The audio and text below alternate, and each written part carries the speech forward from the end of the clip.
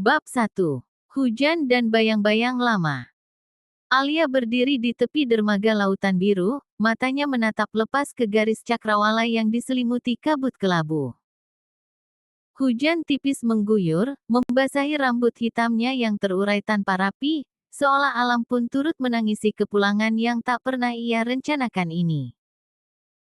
10 tahun hilang tanpa jejak, kini ia kembali ke kota kecil yang selama ini ia hindari, membawa beban yang lebih berat daripada ransel lusuh di punggungnya. Angin laut berhembus dingin, menyusup ke dalam tulang dan hati.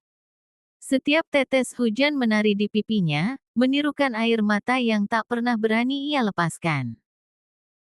Di balik sunyi dan rintik yang membasahi tanah ini, bersembunyi kenangan yang tak mudah dilupakan, sepotong masa lalu yang tak pernah selesai. Kota lautan biru, dengan rumah-rumah kayunya yang usang dan jalanan berbatu, menyimpan rahasia yang sama kelamnya dengan langit yang selalu mendung.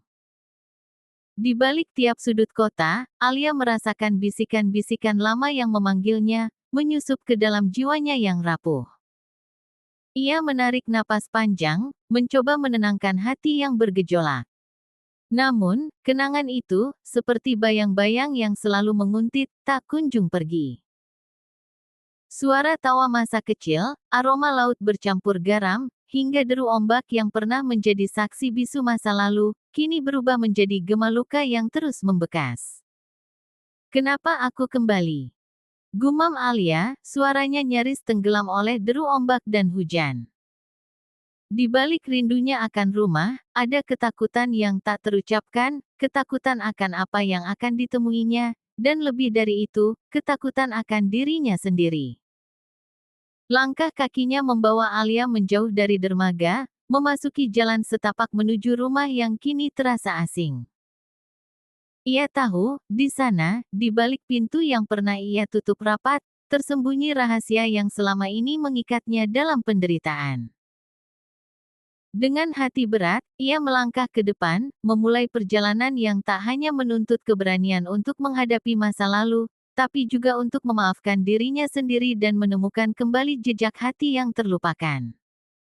Tanda hubung tanda hubung tanda hubung. Bab 2. Bayang-bayang hujan di pintu kenangan. Alia berdiri di ambang pintu rumah lamanya, menatap hujan yang mulai turun perlahan. Butiran air itu jatuh seperti bisikan-bisikan masa lalu yang tak pernah benar-benar pergi, membasahi bumi dan jiwa yang sudah lama retak. Langit di atas lautan biru berwarna kelabu, seolah turut meratapi luka yang tersimpan rapi dalam dadanya. Ruang tamu itu sunyi, hanya terdengar suara rintik hujan yang membelai jendela. Wangi kayu tua dan aroma asin laut menerpa indera Alia, membawanya kembali ke waktu yang dulu pernah membentuknya, waktu yang dipenuhi tawa, harap, dan pada akhirnya, duka yang membelenggu. Ia menghela napas panjang, berusaha menahan perasaan yang nyaris pecah menjadi serpihan-serpihan air mata. Langkahnya ringan menyusuri setiap sudut rumah, setiap jejak kenangan yang tersimpan dalam debu dan bayangan. Di sudut ruang, sebuah foto usang terlihat terbalik di meja. Ia membaliknya perlahan, menatap sosok yang dulu begitu berarti, seorang pria dengan senyum yang pernah menghangatkan hatinya. Namun kini, senyum itu berubah menjadi tanda tanya besar, mengajaknya menelusuri misteri yang belum selesai. Alia merasakan dingin yang menusuk, bukan hanya dari udara hujan yang masuk melalui celah pintu, tapi juga dari kenangan yang muncul tanpa diundang. Ia bertanya-tanya, apakah luka itu akan pernah sembuh? Atau ia harus terus hidup dalam bayang-bayang masa lalu, tanpa harapan untuk bangkit? Tiba-tiba, suara langkah ringan terdengar dari belakang.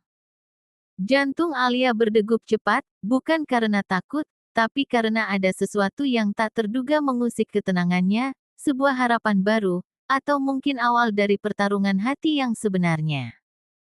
Kau sudah kembali, suara itu lembut, penuh kehangatan dan keheranan. Alia menoleh perlahan, bertemu mata yang lama ia hindari, mata yang menyimpan rahasia yang sama beratnya dengan dirinya. Di tengah hujan yang tak henti, dua jiwa yang terluka mulai membuka pintu yang selama ini terkunci, menapaki jalan panjang menuju pengampunan dan cinta yang tersembunyi di balik luka. Tanda hubung, tanda hubung, tanda hubung.